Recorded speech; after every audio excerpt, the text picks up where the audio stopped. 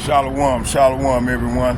My name is Zachariah Yahouda, and I'm coming back with another lesson at my campsite, getting it in for the Lord, prophesying the downfall of Babylon, aka America, home where all the gross abomination occurred. I'm just coming back with piggybacking off the lesson I started on earlier. The wicked, they plotting against the men of the Lord. They trying to quieten us, but hey, we're gonna continue to bring the heat. Until the Lord take us off the street.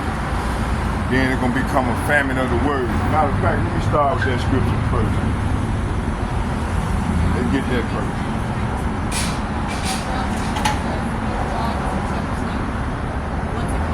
I think it's Amos, 3rd chapter.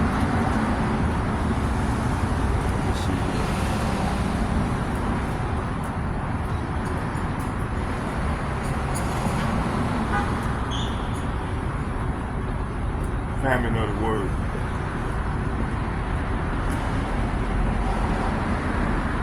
Famine of the word.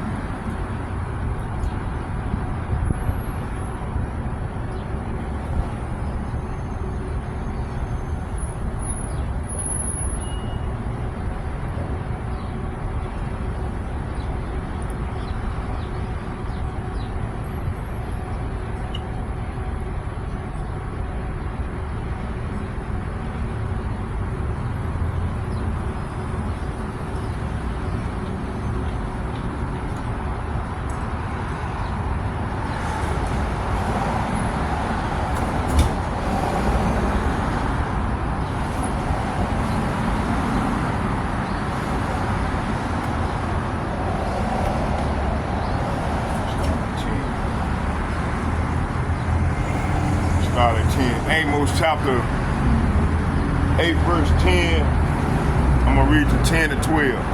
And it reads, "And I will turn your feast into mourning, and all your songs into lamentation. And I will bring up sackcloth upon all lions, and baldness upon every head. And I will make it as the mourning of an only son, and the end thereof as a bitter day." Verse 11, "Behold, the days come, saith Yahweh Ba'ashem, Yahweh Shai Elohim, that I will send a famine in the land, not a famine of bread, nor a thirst for water, but the hearing of the words." Say what? But the hearing of the words of Yahweh. Verse 12, "And they all and they shall wander from sea to sea, and from the north even to the east. They shall run to and fro to seek the word of Yahweh, and shall not find it." See, hey, this is what's coming. So right now you got people marking and scoffing the prophets, and hey man, they don't know they putting a mark on themselves for to be judged, and they're gonna run to and fro throughout the earth trying to look for where the men of the Lord is at. Hey, we ain't gonna be nowhere to be found, and then all bets gonna be off, man. The grace period gonna be through. Man, the Lord come with straight judgment. So let's get a prayer to the Lord. Barak atah Yahweh, Barak atah Yahweh Shai, Barak atah Yahweh, Barak atah Yahweh Shai. Call Allah Yahweh, Bahashem, Yahweh Shai, Bahashem, Kadash. Shalom to the power. And to my fellow brothers. Hey, yeah, I'm coming back with the lesson, man. You know, right now you got a lot of things going on. Hey, these prophecies is jumping off the page right now. And you know, the only thing our people can do continue to tap dance and continue to mark and scoff the prophets of the Lord. Hey, in that day, you know, Jacob gonna be looking for the men of the Lord. Hey, the men of the Lord ain't gonna be nowhere to be found. The Lord gonna hid us in that day, in that great and terrible day. Let's get that.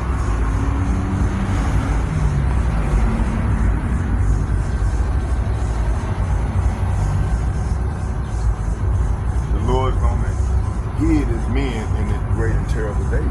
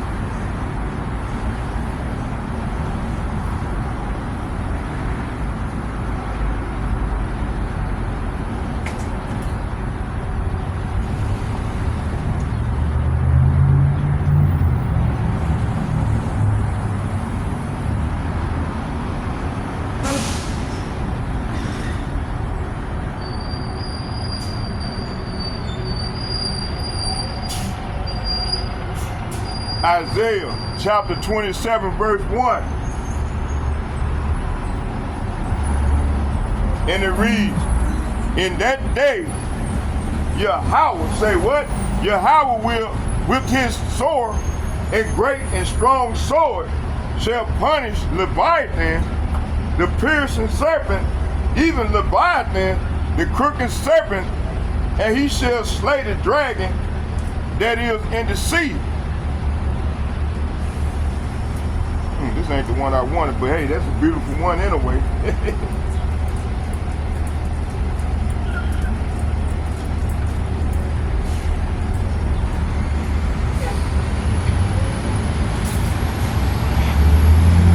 Matter of fact, let me keep reading. Hold on, let me see something.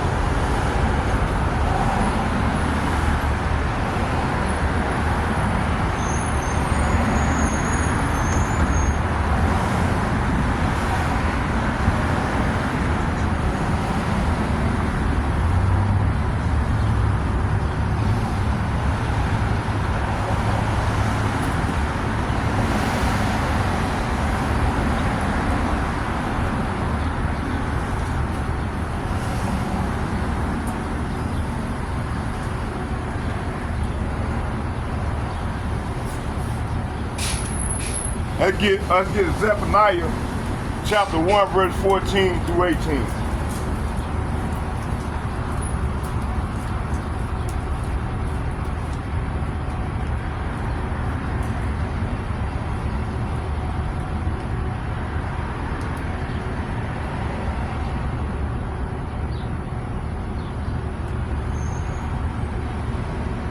Yeah, the Lord gonna hide us, man, in that great and terrible day.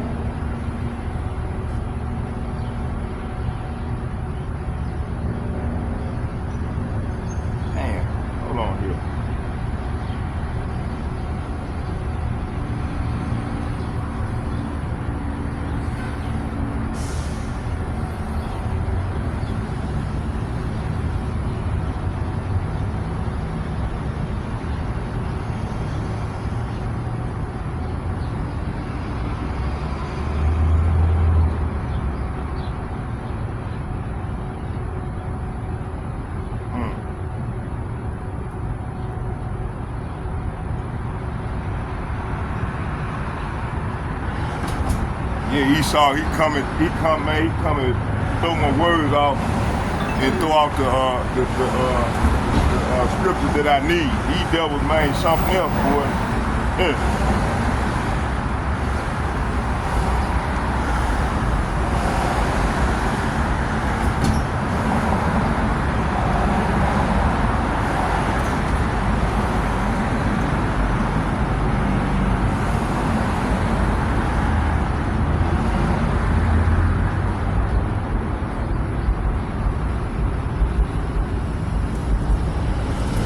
Zephaniah chapter 1, verse 14 through 18. And it reads, the great day of Yahweh is near, and it is near and hastening greatly. Even the voice of the day of Yahweh, the mighty man shall cry bitterly. So, hey, these mighty men of Babylon gonna be crying bitterly. That day is a day of wrath. Say what? That day is a day of wrath, a day of trouble and distress, a day of wasteness and desolation, a day of darkness and gloominess, a day of clouds and thick darkness. See? A day of the trumpet, say what? A day of the trumpet and alarm against the fenced cities and against the high towers. I will bring distress. Say what? I will bring distress upon men, that they shall walk like blind men, because they have sinned against Yahweh. And their blood shall be poured out as dust, and their flesh as the dung. See? Verse 18. Neither their silver nor their gold shall be able to deliver them in that day. In the day of Yahweh's wrath. But the whole land shall be devoured by fire as the jealousy, for he shall make even a speedy riddance of all them that dwell in the land. See? Hey, this is what's coming.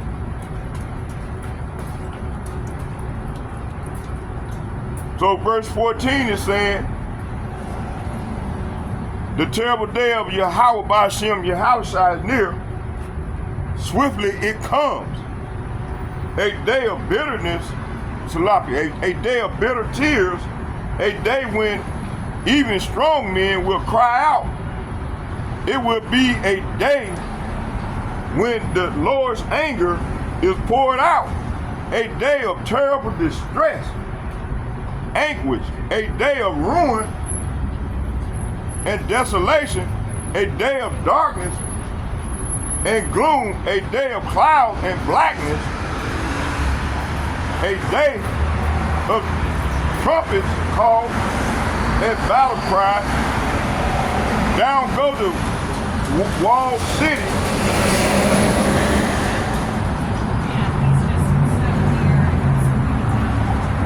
And the strongest battlement. I was telling because, why, Lord? Because you have sinned against Yahweh. Ba'ashem Yahushua, see?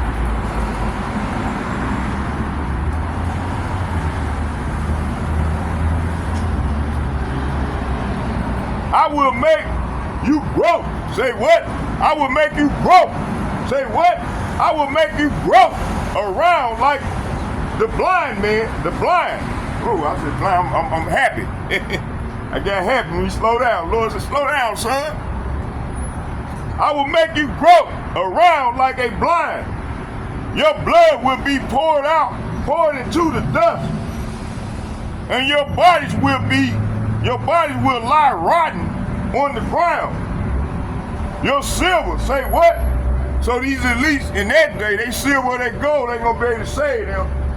They trying to come with a new digital currency and then backed by silver and gold. But hey, in that day, ain't none of that shit gonna matter. The Lord won't smoke. He gonna get smoke. He gonna bring the heat, you see? Ain't none of that shit gonna matter. But now y'all ain't nobody saying nothing, boy. Everything is all happy-go-lucky. In that day, let me read it again. Because you have sinned. Say what? Because you have sinned against Yahweh, I will make, say what? I will make you grope around like the blind. Your blood, say what? Your blood will be poured into dust. And your bodies, say what? And your bodies will lie rotting on the ground. Verse 18, your silver, say what? Hey, you want to get all the silver and gold? Calling all the shots? Man, this is what the Lord says to you. Your silver, say what? Your silver, say what? Your silver and gold will not save you on that day of Yahweh Ba'ashem, Yahweh's anger. For the whole land, say what? So the whole land, say what? For the whole land will be devoured. And when you talk about whole land, talking about the whole earth. That's right. And that's coming real soon.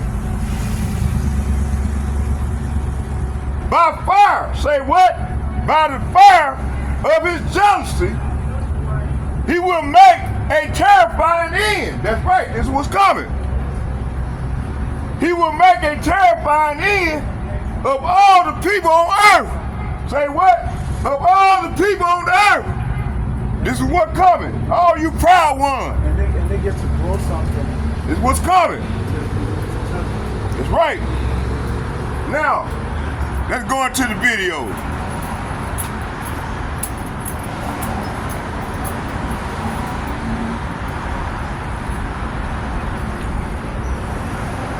I'm gonna stumble across that verse, man.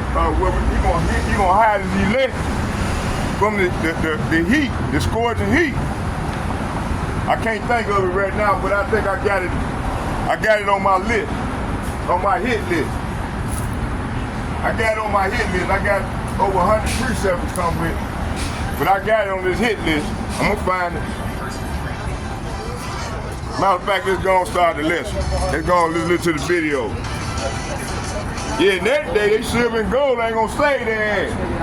Right now, they call the seat. They call the shots. You know, this is how these proud elites is. You know, ain't nothing touching them right now. But the Lord gonna reach out and touch their ass. And it's gonna be fire. And y'all gonna go try to hide in no bunkers. Them bunkers ain't gonna save y'all ass. We gonna come down there and get y'all ass up out of there. That's right. In that day, Lord gonna reach out and touch him. You see? I hate when these proud motherfuckers walk past me, man. Fucking witches and warlocks. Y'all bear with me, take a coffee break.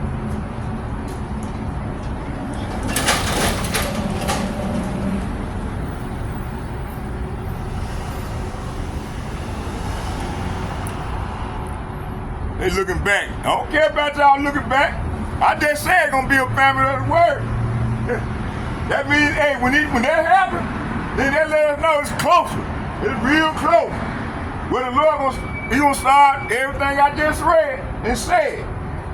It's gonna happen. You see?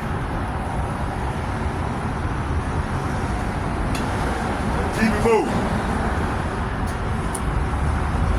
Walk through here all proud. That's the Eve, buddy. That's the Eve, buddy. They walk through here proud. Push their nose up at the pocket. It's okay. We gonna get the last laugh. You see?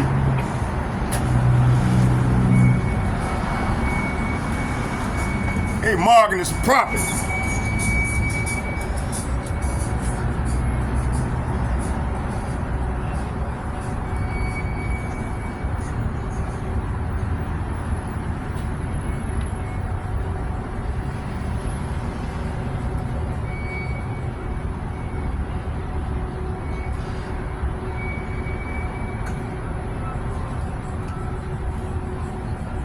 Evil as hell, man. Some wicked ass people, man.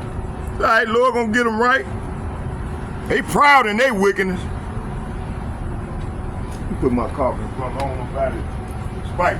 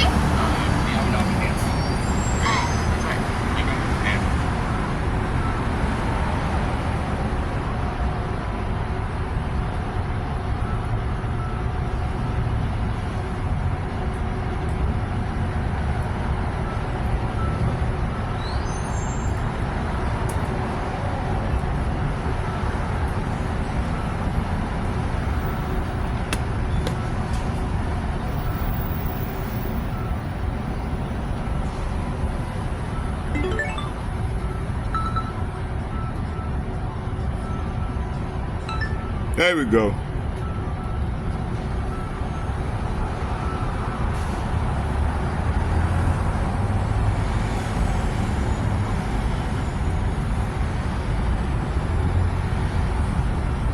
All of us who are here today recognize the urgent need to take action, to implement the many detailed, specific initiatives that are outlined in the Pact for the Future, for sustainable development, for peace and security, for addressing climate change, for the restoration of trust in See, this is global what they're governance. coming on it, speaking A lies. trust which has come Sustainable under intense development. That's knowing it's a bunch of for our bullshit. own sake and for the sake of They future want to try to generations. enslave the whole Managed to come world. to an agreement, and it was not an easy task, at a time of heightened mistrust, strife, polarization, and conflict. Yet we reached a consensus. You know, you can get the simple one because we because a lot of know these people that the trust in stakes this are shit. extremely This high. technocracy, this And that the technology. threats we are facing together as an international community are of much greater order than the individual interests of regions, countries, and governments.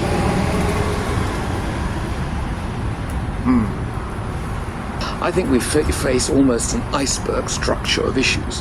That is to say, we understand the tip, but we don't see how deep the problems go. We face three core sets of challenges. Those facing are the global commons, like environment, water deficit, climate change. Trying to get it, Those concerning our Hey. humanity, the spread of diseases, Say. pandemics, epidemics, poverty, conflict. And those Always gonna be challenges poverty, dude. concerning our rule books, financial That's the markets, Lord- that's the Lord's trade, punishment. waste, What we toxic talking about. disposal rules, and so on. And at every level now, we know at least one thing, that the nation state is no longer adequate alone to resolve these common, almost global issues in most cases.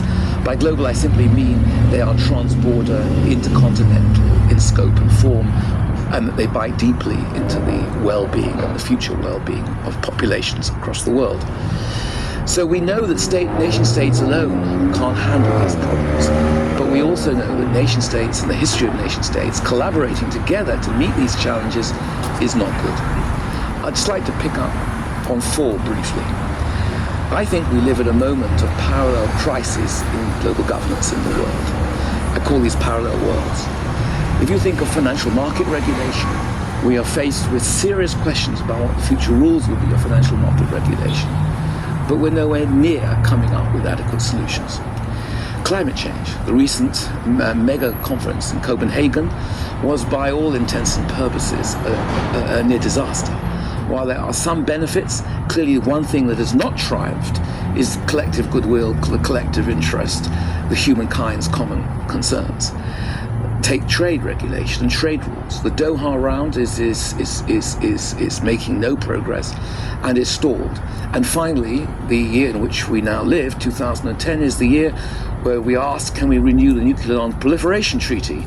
And it doesn't look good. So here, these four issues could be thought of in isolation. What's happening to finance, what's happening to climate change, what's happening to trade, etc. But we shouldn't look at them in isolation. We should look at them together.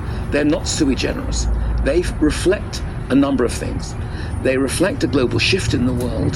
That is a shift that isn't away from the nation state, but it makes the nation state no longer the adequate silo container to resolve these problems.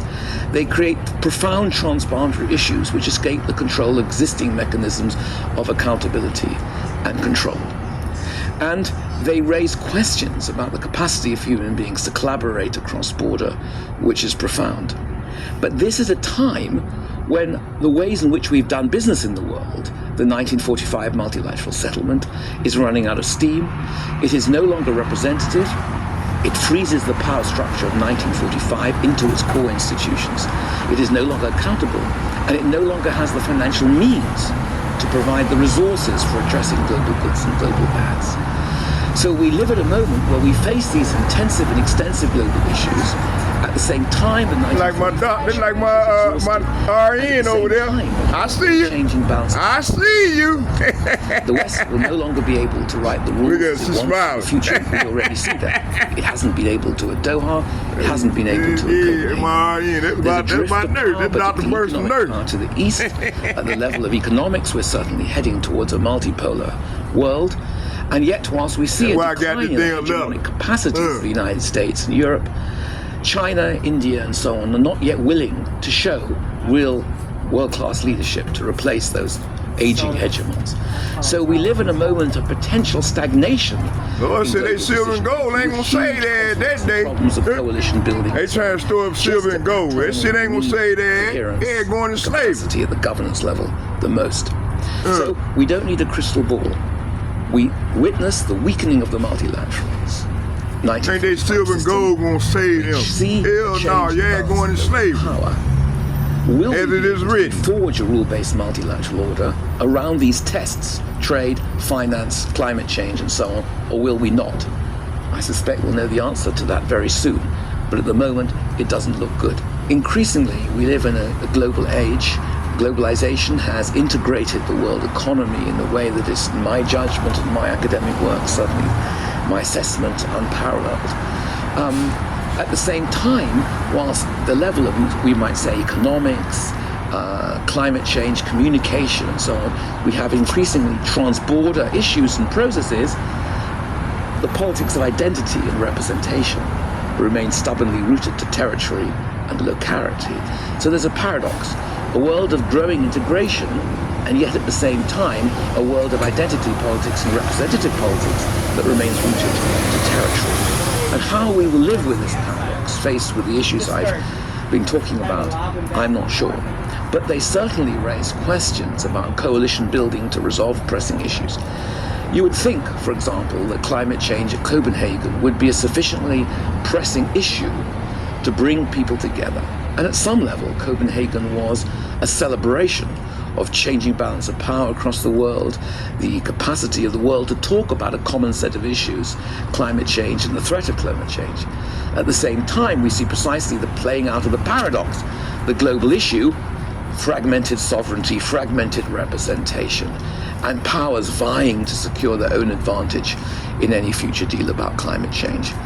I think at the end of the day, you can only make progress there if you make it politically, and you can only make it if people accept that they live in a world of overlapping communities of fate, as I call it, where the fate and fortunes of peoples of individual countries are acknowledged to be bound up with those of others.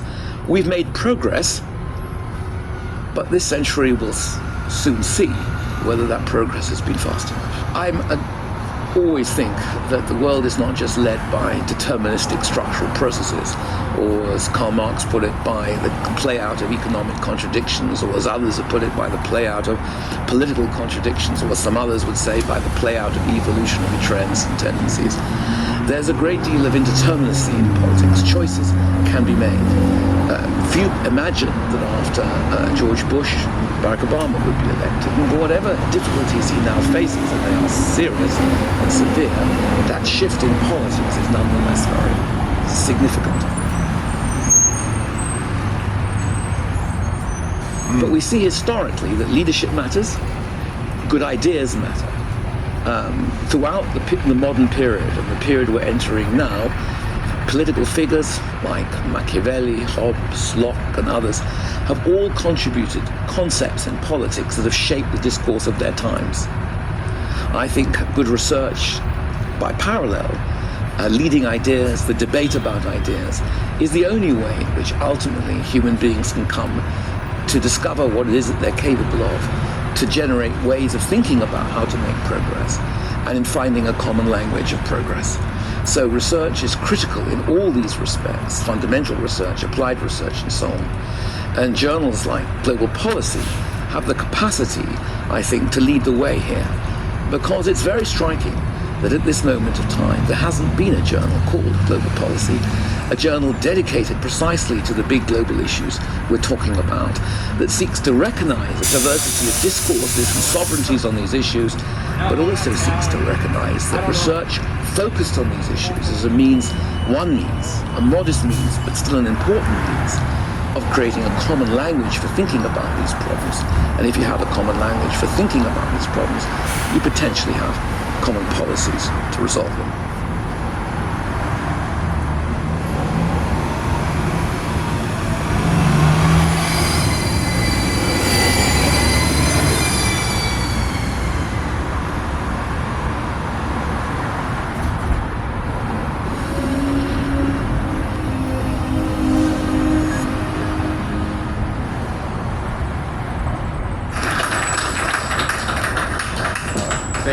Thank you very much. I'm not sure it's possible for me to live up to that introduction, but I'm grateful for it. I want to thank Jill Farrelly and the staff here for the opportunity to pay my very first visit to Ireland. And it's traditional when Americans come to Ireland to talk about their Irish ancestors. And of course, President Obama did exactly that when he was here earlier this month. I wish I could do the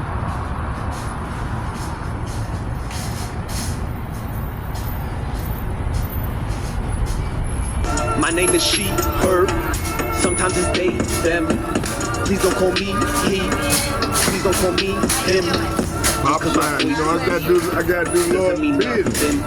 Hey, you got that stuff on today, all praise. Could this be the real reason why men seem very Hey, you feminized take these care, days? sis. Research Kudos to you. May your house by some every your outside major bless you. ocean and waterway in the You got that dress on today, including come from dangerously good enough, high boy. levels. We now That's have what I'm talking about. many problems with She said, oh, you men, again.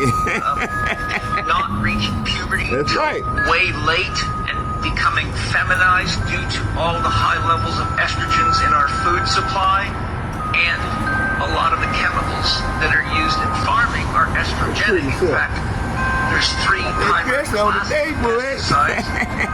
One class is neurogenic. They're made from the pesticides used in biological warfare that attack the Papa sign, nervous system. sis. The other ones are estrogenic, and those are pesticides that elevate the estrogens in the insect's body so high it disrupts their reproductive cycle. And the third class is glyphosate, which kills the microbiome and kills bacteria and microlife wherever you spray it, also called Roundup.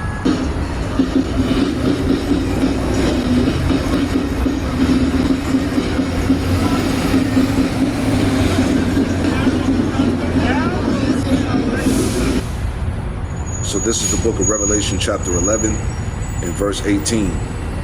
And it reads, And the nations were angry, and thy wrath is come, in the time of the dead, that they should be judged. And that thou shouldest give reward unto thy servants the prophets, and to the saints, and them that fear thy name, small and great, and shouldest destroy them which destroy the earth. All right, Shalom. I want to give all the praise, honor, and glory to Yahweh Bahasham, Yahweh Shai Bahasham, Rakak Wadash. Double honors to the apostles and elders of Great Millstone who taught me this truth. Double salutations to all you Akim out there laboring. The house of David, the elect, that's pushing this word with all truth, righteousness, and sincerity. Shalom to you, brothers, and shalom to the elect. I'm back with another quick lesson through the Holy Spirit, the Rakak Wadash. And now you understand why this generation is absolutely cooked. Toast. Okay? And the Edomite is responsible for all of it. All right? And I want to get into that because the Spirit had it. Where I did the lesson the other day, which was entitled, These Edomites Are the Embodiment of Hatred and Wickedness. All right? The microplastics that has, pretty much defiled the body, that's inside the brain tissue, the lungs, the bloodstream, the toxicity behind it. Everything that this man has done to pretty much defile the planet and the people. This is why this Edomite is unfit to rule the earth. Because it's real biological warfare that's going on against the planet Earth and the people. And in this lesson, just dealing with the, dealing with the men. All right, because the main goal for these devils is to get rid of men, to eliminate masculinity, as you saw in the intro of this Yeah, video. that's what they trying to do. All right, all these Why you niggas got all in the these video is gay ass finished. men running around Right, here, but boy? there's a real agenda out there. Fairy, quack, and That's being fairy ass pushed. nigga. And I want to read this article here just to add into the lesson. All right, this is from 2005. So you're talking about almost 20 years ago. All right. So this is from the newscientist.com. It says gender bending chemicals found to feminize boys. All right. Everything that we saw in the intro. Gender bending chemicals found to feminize boys. This is from May 27, 2005. All right. It says, quote, gender bending chemicals mimicking the female hormone estrogen can disrupt the development of baby boys. Suggests the first evidence linking certain chemicals in everyday plastics to effects in humans. All right, everything that we saw up to date. All right, and the lesson that I went into. All right, so this article, this study is from 20 years ago, and look at the effects of it now. Right? It says the chemicals implicated are phthalates, which make plastics more pliable, and many cosmetic toys, baby feeding bottles, and paints can leak into our water and food. So this has been the plan from the beginning, man. I didn't even know that. All right, we're just now really Not that long ago. seeing the real harmful effects of it now today. You know, it says all previous studies suggest these chemicals blunt the influence of the male hormone testosterone on healthy development of males have been in animals. Quote, this research highlights the need for tougher controls of gender-bending chemicals, says Gwen Lyons, toxic advisor to the WWF UK. Otherwise, wildlife and baby boys will be losers. Right? And what did we see in the intro? All right? Losers. Let's go back, man. You know? My name is she, her. Sometimes it's they, them. Please don't call me he. Please don't call me him. Just cause my voice is deep doesn't mean nothing. Just because his voice is high doesn't mean nothing. Yeah, so you can't make this up. All right? Straight up losers, man. All right? So this is what we see today, man. This is why everything on this side has to go. All right? You can't make this shit up. So anyway, jumping back into it. So it says wildlife and baby boys will be losers. This is what we see today. All right? It says that the incriminating findings came from a study of 5 baby boys born to women exposed to everyday level of during pregnancy with by Shanna.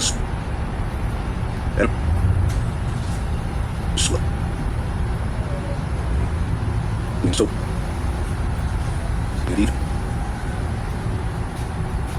the called gender Gender is bending. found in the plastics, the food, the air, and the water. All right, this is pure wickedness. You see, undescended testicles, meaning their nuts are not dropping, Yeah. which is part of puberty. All right, so Esau has figured out a way to stop, little boys from from maturing. This is real war, as I said. You see, changing masculinization. It's all part of it. We're not going to read through it, but you get the point here, man. This is why this Edomite has to go. Let's grab a scripture real quick before I get the next article, just to add on. All right, this is Psalm 43. In verse 1, and it reads, Like it says, the sun, judge me, O man. power, and plead Hey. my cause I had to go around it against another an way. ungodly nation. Who's that? The Edomites. Yeah, that's right there. Okay? These Yeah. so-called white people are a ungodly nation. Right Right? here. And this is the same people that's pushing all this